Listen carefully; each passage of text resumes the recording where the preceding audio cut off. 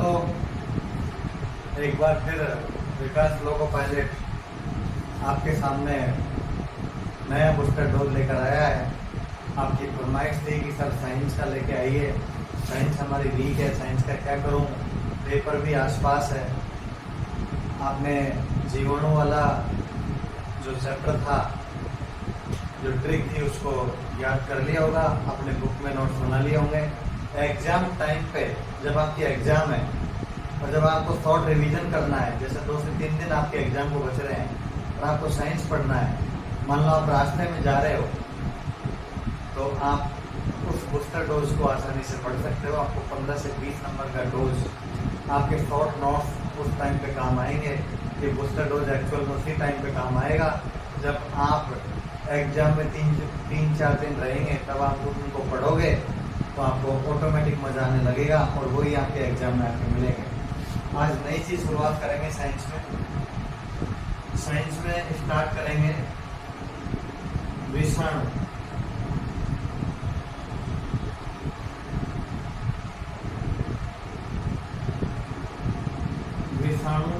विषाणु को बोलते हैं वायरस। वायरस से होने वाले रोग।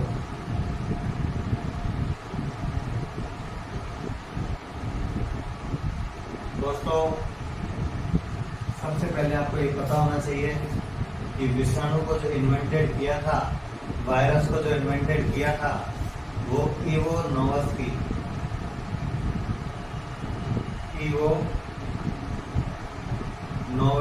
ये आपको ऑप्शन में मिलेगा। इवो नोवस्की नामक एक साइंटिस्ट था जिसने सबसे पहले इसको इन्वेंटेड किया था। मतलब वायरस को सबसे पहले इसने देखा था।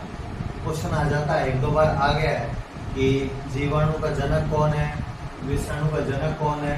तो विषाणु को इन्वेंटेड करने वाला, डिस्कवर करने वाला सबसे पहले ये वैज्ञानिक था जिसको इवो नोवस्की वैज्ञानिक बोलते हैं। सन याद करने की जरूरत नहीं है, देश याद करने की जरूरत नहीं है। विषाणु से होने वाले रोग के लिए आपको एक ट्रिक बताता हूँ, उसको आप कभी नहीं बोल पाओगे। मैं इधर लिख देता हूँ, रचना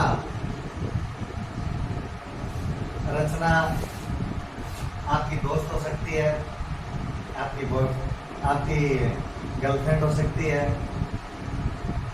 रचना आपकी भाभी हो सकती है, रचना आपकी माता हो सकती है।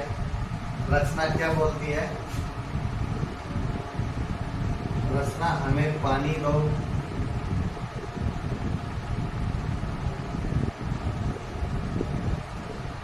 तो जरा, क्यों दो? विष पीना है, विष पीना है।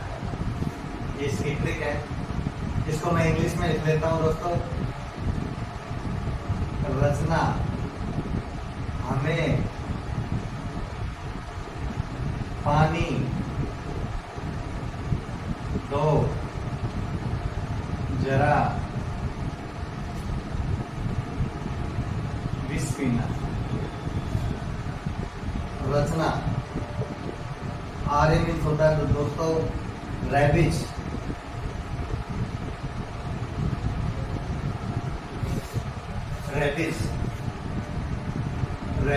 रेबीज का एक टीका होता है।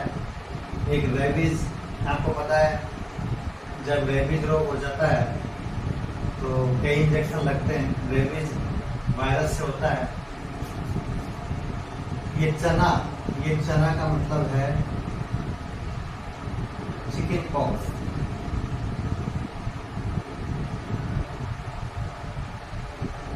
गांव में आपके चेहरे पे, पूरे शरीर पे छोटी छोटी फुंसियां हो जाती हैं, जिनको छोटी माता बड़ी माता आप बोलते हो, वो चिकन पॉक्स होता है।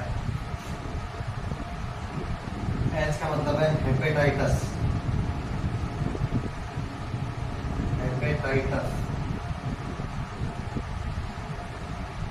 ये एम का मतलब है मीजल्स। पिछली बार पूछा था मीजल्स निम्नलिखित में से विषाणु जनित रोग है। 3 ऑप्शन जीवाणु के दे दिए थे, चौथा ऑप्शन मीजल्स था। मीजल्स लोगों ने पढ़ा नहीं था, इसलिए लोगों का मीजल्स गलत हो गया था। एच का मतलब हेपेटाइटिस, एम का मतलब मीजल्स और ई का मतलब आपने पढ़ ही रखा है। आपने एक इबोला वायरस पढ़ा होगा। इबोला वायरस जो दक्षिण अफ्रीका में चल रहा था, ये इबोला वायरस तो आपने काफ़ी नाम सुना होगा करंट अफेयर्स में, पिछले साल ज़्यादा चल रहा था ये। एच का मतलब हेपेटाइटिस, एम का मतलब मीजल्स, ई का मतलब इबोला। पानी का मतलब दोस्तों पोलियो।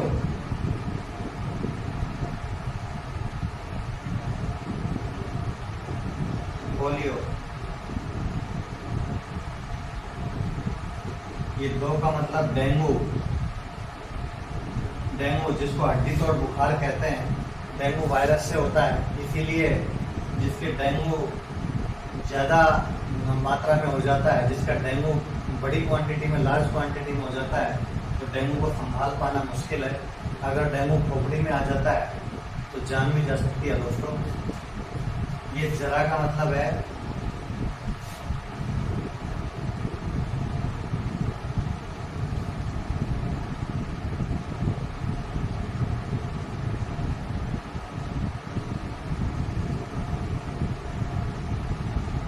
जीरा वायरस। और विष पीना है, ये मैंने आपको ट्रिक से बताया दोस्तों। रचना हमें पानी दो, जरा विष पीना है। वी फॉर विषाणु, वी फॉर विष। बैक्टीरिया में क्या पढ़ा था? बैक्टीरिया में इधर क्या था? बैक्टीरिया में बै था ना, इधर बै था ना, कुछ भी छोड़ दो, इधर बै था ना। बै का मतलब बैक्टीरिया और बै का मतलब बैक्टीरिया। इसका मतलब वो जो ट्रिक थी वो जीवाणु की थी, इसमें विष है। वी फॉर विषाणु, वी फॉर विषाणु, वी फॉर वायरस। इसलिए रचना हमें पानी दो, जरा विष पीना है। 2 से 3 बार पढ़ोगे कि जीवन में याद हो जाएगा। ये रचना हमें पानी दो को हमने इंग्लिश में लिखी है, रचना हमें पानी दो जरा। रचना में ये रेबीज होता है, चना का मतलब चिकन पॉक्स होता है, एस का मतलब हेपेटाइटिस होता है, एम का मतलब मीजल्स होता है, ई का मतलब इबोला होता है, पानी का मतलब पोलियो, पानी का मतलब पोलियो, 2 का मतलब डेंगू, और ये जो जरा है इसका मतलब होता है जीरा वायरस। क्या होता है? जीरा वायरस। दोस्तों वी से लिखा है, V for virus, V for विषाणु, ताकि आपको याद रहे, आप भूले नहीं, आपको लॉन्ग टाइम तक ये याद रहे। 2 से 3 बार पढ़ा तो आपको ये कंप्लीट हो जाएगा। किसी भी प्रकार का कोई मतभेद नहीं है। उधर जीवाणु था तो बैक्टीरिया था, इधर वी फॉर विषाणु है। इसलिए आपको पता होना चाहिए, जब भी क्वेश्चन ऑप्शन में आएगा, जैसे ऑप्शन में आपको रेबीज आ गया, चिकन पॉक्स आ गया, हेपेटाइटिस आ गया और एक जीवाणु का नाम आ गया, तो निम्नलिखित में से कौन सा जीवाणु जनित रोग है पूछेगा। वो चीज़ आपको पता होनी चाहिए। निम्नलिखित में से कौन सा विषाणु जनित रोग है? ये विषाणु जनित में से 3 आपके पास हो सकता है कि जीवाणु जनित देगा, एक है आपके पास विषाणु जनित देगा, इनमें से देगा, इनमें से एक नाम रहेगा जो वायरस से होंगे, इनमें से एक नाम आपको देगा। तो रचना हमें पानी दो, जरा विष पीना है। ठीक है दोस्तों एक चीज चलते चलते कहना चाहूंगा, जीवाणु से जो रोग होते हैं उनको कंट्रोल किया जा सकता है। ऐसा नहीं है कि वो कंट्रोल हो जाएंगे, 100% नहीं है। जैसे तपेदिक होता है, तपेदिक को टीबी बोलते हैं। मान लो टीबी जिसके हो गया, तो अगर टाइम पे ट्रीटमेंट हो गया तो उसका इलाज हो जाता है, बड़े आसानी से हो जाता है। 6 मंथ का टैबलेट चलता है, रोजाना टैबलेट लेना पड़ता है, कुछ नॉनवेज खाना पड़ता है, तो आसानी से कंट्रोल हो जाएगा। जीवाणु से होने वाले रोग कम खतरनाक होते हैं, लेकिन वायरस से होने वाले रोग ज़्यादा खतरनाक होते हैं। वायरस से होने वाले रोगों में अगर टाइम से इलाज नहीं कराया तो जान भी जा सकती है। वायरस से होने वाले रोग ज़्यादातर संक्रामक होते हैं और संक्रामक होने की वजह से ये पूरे शरीर को डैमेज करने का ट्राई करते हैं, ये पूरे शरीर का नर्वस सिस्टम बिगाड़ते हैं। इसलिए क्वेश्चन एक बार आया था, जीवाणु जनित रोग बेहतर है या विषाणु जनित रोग बेहतर है, तो आपको कहना है कि जीवाणु जनित रोग फिर भी बेहतर है। विषाणु जनित रोगों को कंट्रोल नहीं किया जा सकता। जितना आसानी से जीवाणु जनित रोगों को कंट्रोल किया जा सकता है, उतना आसानी से विषाणु जनित रोगों को कंट्रोल नहीं किया जा सकता।